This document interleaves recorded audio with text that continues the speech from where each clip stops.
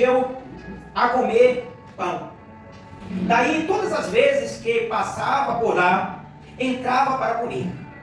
Todas as vezes que o profeta passava por lá, ele entrava para comer. Certo dia, passou Eliseu por este lugar. Este lugar era onde morava esta mulher. E esta mulher era uma mulher rica.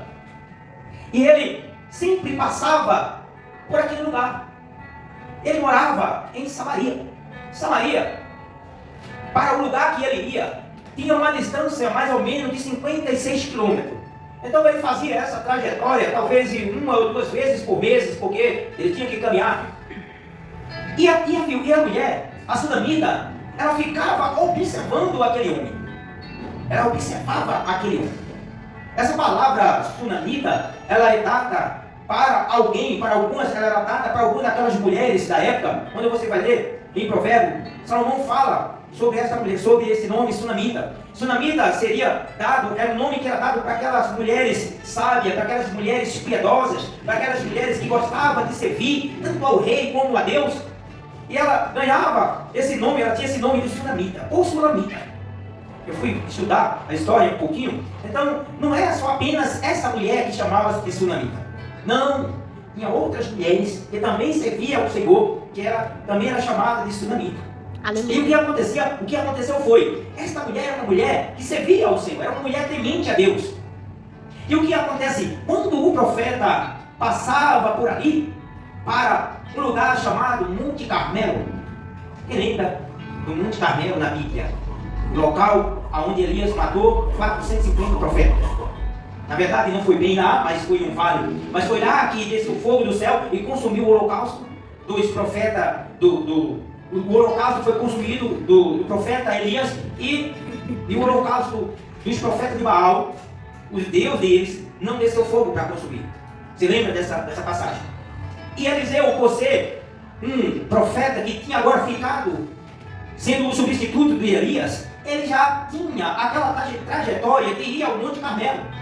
O que ele ia fazer no Monte Carmelo? Ele ia buscar a presença de Deus. Aleluia. Ele servia ao Senhor e ele tinha o seu ministério. E o Monte Carmelo era um lugar onde ele ia para se separar, para ficar com Deus. E a viúva, a sulamita, ela observava aquele homem passando por lá. E ela ficou sensível com aquele homem de Deus. Ela tinha uma sensibilidade, porque quem serve a Deus com sinceridade no coração, ele é sensível a Deus. Aleluia. E ela observou aquele homem, e aquele homem passava sempre pela sua casa, pela sua frente. E a gente vai lendo aqui, no decorrer a gente vai ver.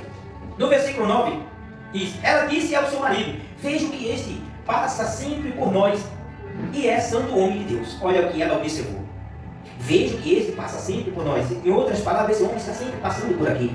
E ele é um homem santo de Deus. Aleluia. E o versículo 10 diz assim: ela conversou com o seu marido e disse assim: façamos-lhe, pois, em cima um pequeno quarto, obra de pedreiro, e ponhamos-lhe uma cama, uma mesa e uma cadeira, e um candeeiro.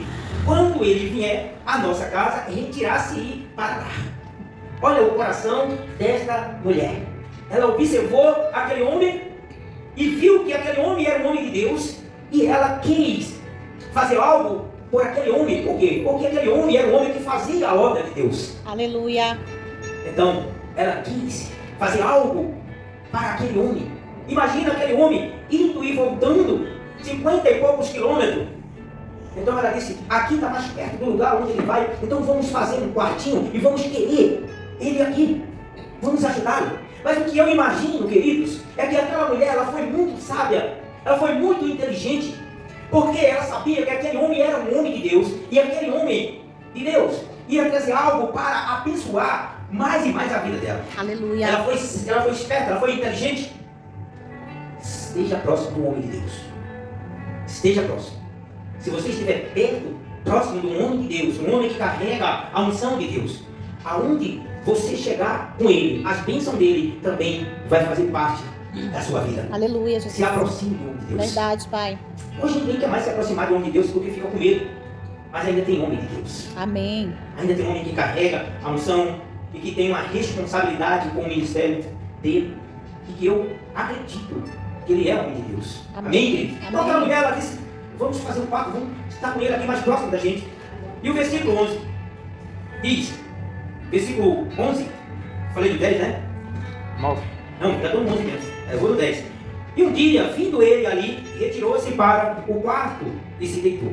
Então, no início, ela constrangiu ele com o seu amor, com a sua bondade, e convidou ele para comer pão em sua casa. E ele ficou constrangido com aquilo e aceitou o convite. E ali, foi se criando ali um círculo de aproximação, de amizade, até que ela pensou e fez esse quadro. Mas veja, queridos, no decorrer da mensagem aqui no versículo 12, então disse ao seu moço Gezi, chama a sunamita, chamando ele a ela, se pôs diante do profeta. Então, o profeta, ele viu a bondade daquela mulher, e ele disse, precisamos fazer alguma coisa para abençoar essa mulher.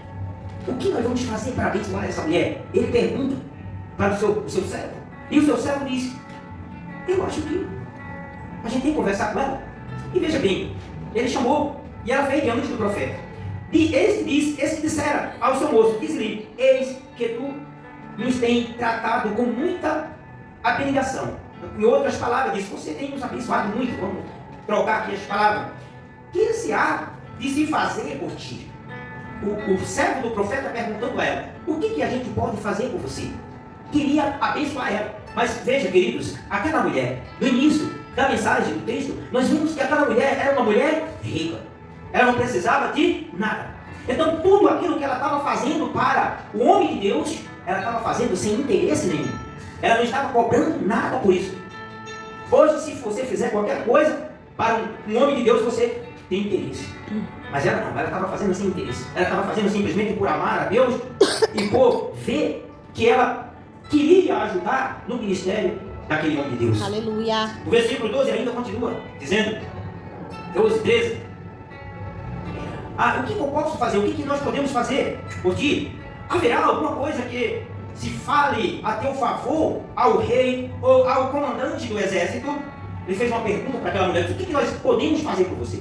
Nós podemos falar com o rei, falar com o comandante do exército, para fazer qualquer coisa que você quiser, porque Eliseu, ele era profeta em Israel e ele tinha um prestígio com o rei, ele era muito conhecido. Então o que ele falasse, ele ia conseguir, com o rei, com o exército de lá. E ele faz essa pergunta para essa mulher, mas veja o que ela responde. Aí, no versículo terminal, do versículo, parte B, do 3. Ela respondeu, habito no meio do meu povo. Então disse o profeta, o que se há de fazer a ela? Geazi respondeu, ora, ela não tem filho. Ela não tem filho. E o seu marido é velho. Ela disse, eu habito no meio do meu povo, eu estou muito bem, nada me falta, então não preciso de nada, não preciso de nada, não quero nada. Mas o profeta não ficou satisfeito com a resposta dela. E ele disse para ela, ele disse assim, olha, eu percebi, Eliseu, que ela não tem filho e o seu marido já é velho. Então ele disse assim, disse Eliseu, chama, e a chamando, ele a ela, pôs-se à porta. Disse-lhe o profeta, por este tempo, daqui a um ano, abençoarás um filho. E ela disse, não, meu Senhor, homem de Deus, não minta a tua serva. Escuta aqui, queridos. Ela não foi pedir o filho para ele. Ela não foi pedir nada. Mas o profeta prometeu que ela ia ter um filho, que Deus ia abençoar ela com um filho. Aleluia. Ela, como o profeta já sabia, ela não tinha filho, e ela talvez já tivesse perdido as esperanças de ter filho, mas ela queria um filho. Ela queria um filho. Só que ela ficou quieta, pensando consigo mesmo, será que isso é possível? Será que isso é possível? E ela fala com o profeta, diz, não minta para mim.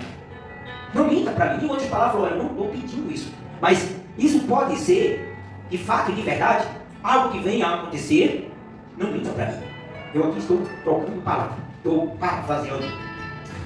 E o profeta, com certeza, disse, sim. Então, vamos ver aqui no decorrer do tempo da mensagem, no versículo 16. Do versículo 16, disse-lhe o profeta, 17, né? 16 mesmo. Disse-lhe o profeta, por este tempo, daqui a um ano, abençoarás o filho. E ela disse, não, meu senhor, não minta para mim, homem de Deus, não minta a tua serva. Concebeu a mulher que deu à luz a um filho no tempo determinado, quando fez 1 ano. Segundo Eliseu lhe disse. Então, a profecia do profeta se cumpriu na vida daquela mulher no tempo determinado. 1 ano. Aleluia. Ela gerou e ela pegou o seu filho nos braços. Oh, glória, aleluia, Glória a Jesus. Deus. Então se cumpriu, ela recebeu a bênção, com certeza, ficou muito feliz. Porque no fundo ela queria ter, ela só não queria fazer nenhum tipo de pedido como esse, Deus maravilhoso, aleluia. para não fazer barganha com Deus, mas no fundo ela queria o filho. Amém. E ela teve o filho. Amém. Mas olha o que acontece, querido e queridas. No versículo 18. No versículo 18. Tendo crescido o menino, saiu certo dia a ter com seu pai, que estava com os segadores. Estava com os trabalhadores. Essa palavra segadores é mesmo que com os trabalhadores no campo. Eliseu, versículo 19, disse a seu pai, ai, minha cabeça. Então o pai disse ao seu moço, leva a sua mãe. Ela tomou e o levou a sua mãe. Ele tomou e o levou a sua mãe, sobre cujos joelhos ficou sentado até o meio-dia e morreu. Olha para aí. Então, queridos, nem tudo que nós aparentemente achamos que está tudo bem pode sim se transformar em algo que você jamais esperaria. Você que vive uma vida com Deus, todos nós estamos sujeitos a passar por situações. Ela nunca ia imaginar que isso poderia acontecer. Mas uma coisa que eu observo, que eu presto atenção, é que esta mulher era uma mulher serva do Senhor. Aleluia. Ela confiava no Deus que ela servia e ela também confiava no seu profeta, o homem de Deus. E veja o que ela disse no início, que ele disse que ela é teu filho. Não minta para mim. Em outras palavras, não estou pedindo nenhum filho a você.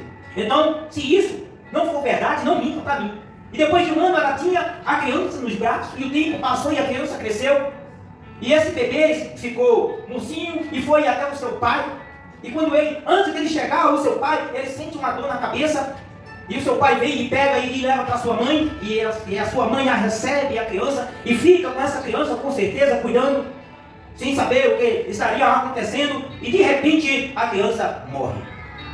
Mas eu quero que você aprenda algo aqui. Você precisa entender para aprender com esta mulher. Essa mulher, quando ela viu a criança morta, essa mulher ela não entrou em desespero. Ela não saiu gritando. Não, Deus. Ela sabia em quem ela cria, ela sabia a quem ela servia. Aleluia. E veja o que aconteceu, queridos, aqui. Então a criança morreu. Subiu ela e o deitou sobre a cama do homem de Deus. Fechou a porta e saiu. Olha a tranquilidade dela. Quietinha, confiante, que tudo ia dar certo no final. Pegou a criança, viu que a criança estava morta, levou a criança ao quarto do profeta, deita a criança, fecha a porta e sai. Chamou ao seu marido, ele disse, manda-me um dos moços e uma das jumentas para que eu corra ao nome de Deus e volte. Perguntou ele, por quê? Que vai? Se a ele hoje não é dia de festa da lua nova, nem sábado. Ela disse, não faz mal. Olha a tranquilidade. Nem com o seu marido ela falou que o menino estava morto. Não tem problema. Faz o que eu estou pedindo. Não precisa, não tem problema. Não faz mal. E veja, queridos. Então fiz ela abardar a jumenta e disse ao moço, guia e nada não te detenha no caminho, senão quando eu dou de certo. Partiu ela, pois, e foi ter com o homem de Deus ao Monte Carmelo. Então o homem de Deus estava onde? No Monte Carmelo. Ele não estava em Samaria, na sua casa. Ele estava no Monte Carmelo, o lugar onde ele ia buscar a presença de Deus. Ele estava buscando a presença de Deus no Monte Carmelo. Vendo-o de longe, o homem de Deus disse a Geazi, o seu moço, eis ali a sunamita, corre ao seu encontro, diz ele, vai tudo bem? contigo, com o teu marido e com o menino? E ela respondeu: tudo bem. Veja, queridos, que nem sempre o profeta sabe todas as coisas. Nem sempre o profeta é revelado por Deus tudo o que está acontecendo. O menino estava morto. Ele era homem de Deus. E ele poderia ter sido revelado por Deus que isso tinha acontecido. Você lembra da lepra de Naamã? Ele não recebeu os ouros de Naamã, mas Geazi foi por trás e recebeu. Disse: olha, o meu Senhor disse para você me entregar o ouro, me entregar todas essas coisas. Eles voltou atrás, porque Naamã tinha oferecido para Eliseu. Ele disse: nada, quero o seu, pode levar tudo que é seu. Isso não é comprado, vai em paz. Aí Geazi escutou aquilo, ganancioso, foi lá por trás e encontrou o homem de Deus. O meu Senhor, ele voltou atrás, ele disse para você me dar. Aí ele deu. Quando Geazi chega perto de Eliseu, Eliseu já tinha sido revelado por Deus que Geazi tinha ido por trás pegar. E o que ele disse: eu já estou sabendo que você foi por trás. Já foi revelado para mim. Sabe o que vai acontecer com você? Ganancioso. Por coisas. A lepra de Naamã vai passar para você e toda a tua geração. Olha aqui, o que é que acontece? Por causa de coisas na terra. Então, dessa mesma forma, ele também poderia ter sido revelado que o menino estaria morto. Mas Deus não revelou para ele. Veja que quando ela chega, ele pergunta se vai tudo bem, o que é que está acontecendo. E ela responde no mesmo versículo que é o 23. Eu queria que você me acompanhasse para me ajudar aqui. No versículo 23, o 24, não, bem mais embaixo, 25. Chegando ela, pois, ao homem de Deus, ao monte, abraçou-lhe os pés. Então se chegou a Geazi para arrancá-la. Mas o homem de Deus lhe disse: deixa, porque a sua alma está amargurada. E o Senhor me encobriu e não me manifestou. Viu? Então ele percebeu que ela estava amargurada de coração. A alma dela estava cheia de amargura, porque ela tinha perdido o filho. Ele disse: não, deixa. Mas o que foi que ela fez? Ela foi e se prostrou nos pés do homem de Deus, com o coração quebrantado, mas também para fazer uma cobrança. E o versículo 28. Disse ela: pedi eu ao meu Senhor algum filho. Olha agora ela falando: eu vim pedir alguma coisa para você, eu vim pedir filho para você. Não, disse ele, não me engano. Não, disse eu, não me engano. Não, eu não lhe falei para você não me enganar. Eu lhe pedi algum filho? Não, falei para você não me enganar. Mas em outras palavras, talvez não está escrito aqui, mas ela disse: você me abençoou e o filho veio, mas agora o meu filho está morto. E agora? Será que eu vou ficar sem filho? Se eu já não tinha, por que você me deu para eu passar agora por essa aflição? E o versículo 29 diz: disse o profeta a Geazi: cinge o lombo, toma o meu bordão contigo e vai, e se encontrar-lhe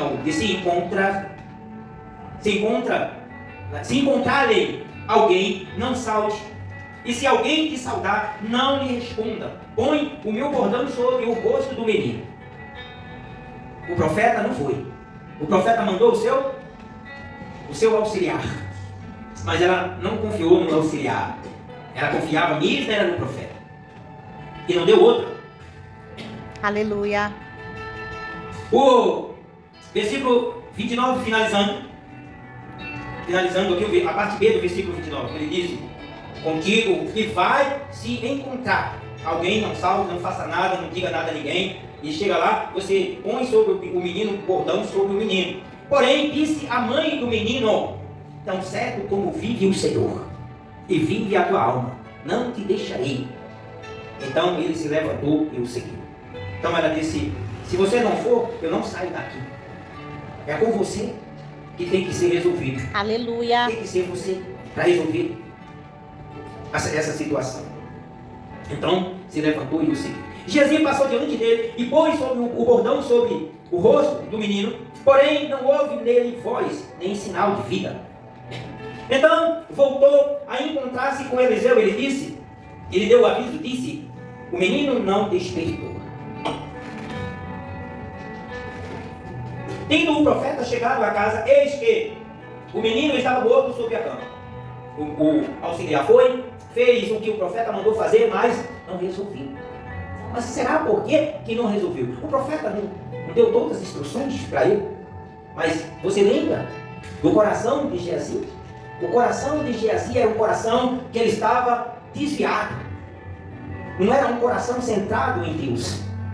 Então, queridos, o que eu aprendo aqui é que se você está em Deus, tem que estar em Deus. Você não pode estar em dois caminhos, com Deus e com outros deuses. Amém, Jesus. O outro Deus de Geazi era o ouro, era o dinheiro. E veja, queridos, o que aconteceu aqui. Sobre as mãos dele, e se estendeu sobre ele, e a carne do menino aqueceu. Orou primeiro ao Senhor, mas ele teve que fazer essas coisas aqui. E veja, queridos, a carne do menino aqueceu. Então se levantou e andou do quarto uma vez de lá para cá, e tornou a subir e se estendeu sobre o menino. Este expirou por 7 vezes e abriu os olhos. Aleluia. Viu, queridos? Nem sempre é assim, ó. Para o milagre acontecer. 7 é o número da perfeição de Deus. Em 7 dias ele descansou. 7 vezes Naamã mergulhou. O menino respirou e abriu os olhos. Então chamou a Geazi e disse: chama a sunamita. Ele a chamou e apresentou-se ela ao profeta. Este lhe disse: toma teu filho. Ela entrou e lançou-se aos pés dele e prostrou-se em terra, tomou o seu filho e saiu. Glória a Deus, queridos. Amados, a gente precisa aprender com essa mulher. Nós, como pessoas que estamos buscando a presença de Deus, para que possamos fazer algo na terra para Deus, precisamos ser mais sensível a Deus. E veja, queridos, que o que ela colocou no quarto do profeta, no começo. Ela colocou o que? Ela colocou uma mesa, uma cama. Ela colocou uma cama, colocou uma mesa, colocou uma cadeira e colocou um candeeiro. Colocou uma cama. A cama representa um lugar de descanso. Um trabalho o dia todo, quando chega no final do dia, né? Chega em casa, toma um banho e a gente vai, janta e vai descansar. Significa, a cadeira significa o lugar do aprendizado, o lugar da gente aprender, o lugar do mestre, que vai nos ensinar. O candeeiro, querido, significa a luz para nós. O candeeiro significa a lâmpada, a luz, a palavra de Deus. Está escrito nos Salmos que diz que a tua palavra é luz para o meu caminho e lâmpada para os meus pés. Amém. É o candeeiro. E a mesa, querido, é o lugar de comunhão. É o lugar onde nós vamos ter comunhão com Deus. Aleluia. Sempre que estamos numa mesa, estamos em comunhão com Deus e em comunhão uns com os outros. Amém. Sempre que vamos comer, é momento de comunhão. Amém, queridos? Amém. Então Deus abençoe em nome do Senhor Jesus. Você vai